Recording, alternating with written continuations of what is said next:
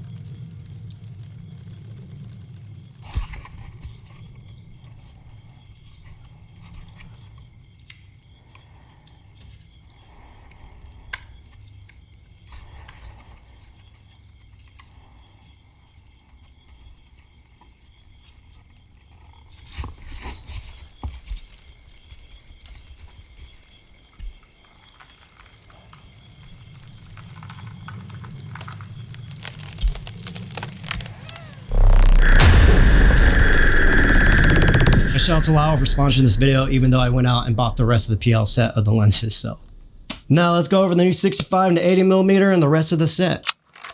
Cool thing about the Nanomorph is all the focus rings and the aperture rings all match. So you see this 80mm, 35mm, easy. So when you're on a gimbal, you don't have to fidget with your follow focus. Obviously you got to recalibrate, but lens swaps like this, you see how easy that was? We don't have to move a focus motor, none of that. We're rushing right now. We're losing light. So little things like that when you're on actual shoots, like really come into play. You see the 80mm is still small. This is the PL. If you're want to shoot on the Komodo, I highly suggest the PL because if you have Sony, Panasonic, Komodo, Canon, you could still use the lens on there. So, and they're built a little bit more robust. The tiny ones, if you do any type of teamwork, whether it's 2 to 3 guys or more, or girls, you're gonna want the PLs. And they're still very, very, very like super light. Most anamorphic lenses are freaking ginormous. If you're gonna get anamorphic gimbal shots, you're gonna need like a full-on dedicated gimbal team. On a 65mm anamorphic on the RS3 Pro, about to do a running shot. There's no other anamorphic you can do that with. If you have an RS3 Pro or even probably the regular RS3, the Nanomorphs are gonna bounce on it. If you have like an FX3 and a Nanomorph, you could possibly even use the RS3 Mini, maybe. Really don't even need this case. All these lenses could fit in my bag with the Komodo, with the monitor, like a full build out, would be able to fit in my Peter McKinnon bag. When a lot of these like more affordable anamorphics were coming out, there were wider focal lengths. When you're shooting anamorphic, it's about compression. That's the whole point. You get tighter compression with the wider aspect, basically. When people are coming out with super wide anamorphics, you lose all of that. And so everyone's like, oh, this doesn't look like anamorphic. And the new ones, the 65 and 80, you guys are going to be shocked at how much better those look, only because of the compression. They match up perfectly with the other lineup of the Nanomorphs, but it's just the fact you're getting more compression, so you're getting more of that anamorphic character in there. Go tighter, guys, go tighter. So let's get into the sharpness. Ilya Friedman, if you don't know who he is, Google him, but he owns Hot Rod Cameras. He graciously let us go in on their day that they were closed, and he let us use the lens projector. And I'm super happy that he ended up being there because he is a very well-educated person when it comes to things like this. So I personally learned a lot. To start off, we start with the Lomo 1970s era 50mm. That is a traditional anamorphic. That was kind of like our standard base to start off at. Very clearly read the writing for 4/3, even though there was a resolution drop off. But here it's totally illegible. Same thing with this Alexa 16:9. This is that's completely gone, and there's huge chromatic aberration. It almost looks like a rainbow here between what's supposed to be the reticle projected line and then this huge amount of lateral color, giant amounts of like blue and green or magenta and green here. It's crazy. Yeah. That lens, the center sharpness was okay on it, but instantly you start to see chromatic aberrations. The edges past micro 4/3 coverage started to fall off a lot. It has barrel distortion. So all that, I like that character because if I'm showing an artist that loves a vintage type look, I want to use vintage glass. But if you're someone and you're just looking for one set of lenses to do everything, the Nanomorphs are going to be a great option. Why? Because if you get clean results off the bat and post, you can do whatever you want with it. But then after that, we slapped on the Nanomorph 65mm, and it is a night and day difference. From the vintage 1970s Lomo anamorphic to the 80mm Nanomorph, you can see it is night and day. When you're wide open on the 65 and the 80mm, the chromatic aberration in the center is almost non-existent. But right when you start getting in the micro 4/3 area, it starts introducing just a tiny bit of chromatic aberration. And then once you get past the Super 35 mark, that's where you start seeing more chromatic aberration. But even then, it was fairly subtle. You see on the Super 35 over here, it's still pretty sharp all the way up until that point. And then right when we get out of that, even the Alexa LF69, your light starts falling off there, so you're gonna get vignetting at that point. But the Super 35, you have super clean coverage. We've used this on the Komodo X, which is a 1.3x crop, and it was super clean on that. There's really little chromatic aberration all through Super 35. Outside of Super 35, it falls off pretty fast, but this is all super clean. Now, when you go to T4, all that cleans up even more. But for these being a T2.4, 65 and 80mm, 1.5x stretch, and these compact bodies, they're very clean.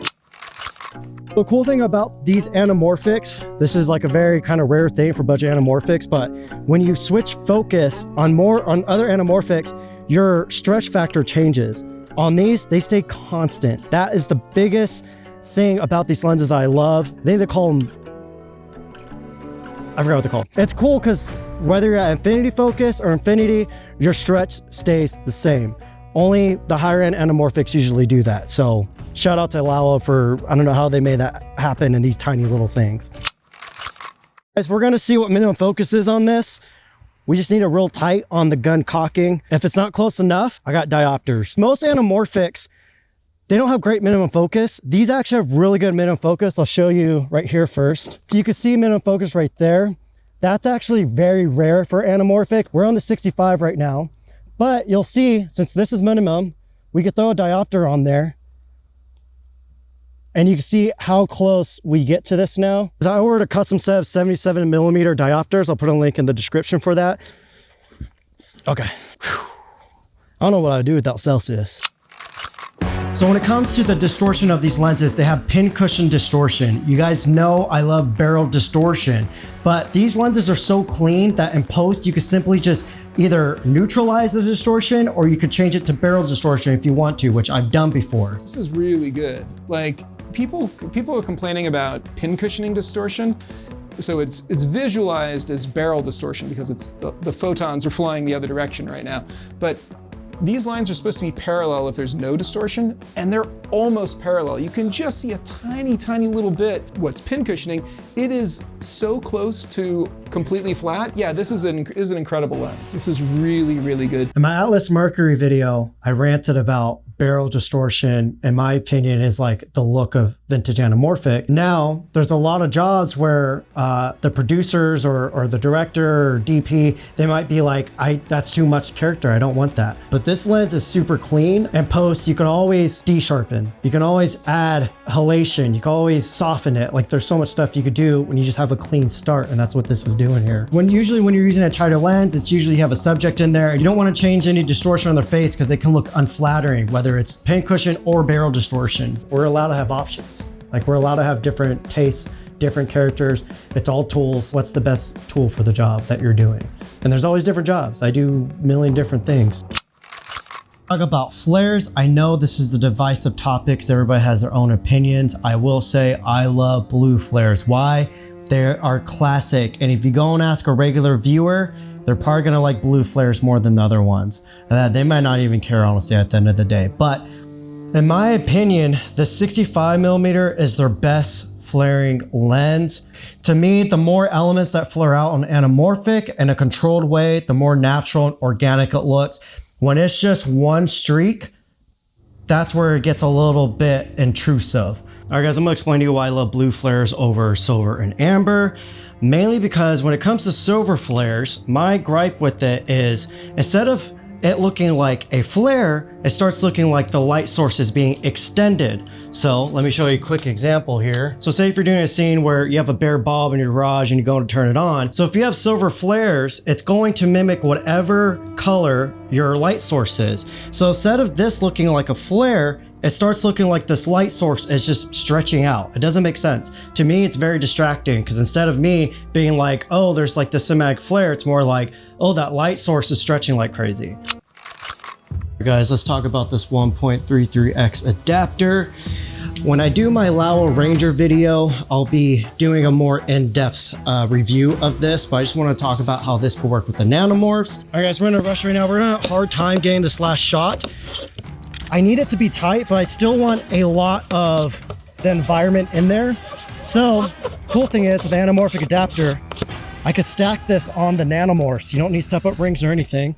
Jericho, can I get a flare real quick? So right now, I'm filming on the 65mm. In a moment, I will slap it on there so you guys can see what the difference is in this setup right now. But if you guys do the PL mounts on the Nanomorphs, which I highly suggest you do, it screws directly on there. We have a 77mm front and a 77mm back, so it goes directly on, super easy. Same with the Laowa Rangers. Again, I'll cover that in another video. But what does this do to the Nanomorphs? You basically times the 1.5x stretch by the 1.33, and that gives you 2x stretch. So we're getting 2x stretch anamorphic. Now, after doing a bunch of testing, this gets more usable around T4, T5.6. When they're wide open on the Nanomorphs paired with the 1.33x adapter, the center's a little bit hard to nail focus. There's a lot of chromatic aberration, but again, at T4, T5, 6, it clears up and it becomes usable. So you could look at pairing this 1.33x adapter with the Nanomorphs as a more affordable option to the Proteus, but after using the Proteus are these magical, super clean,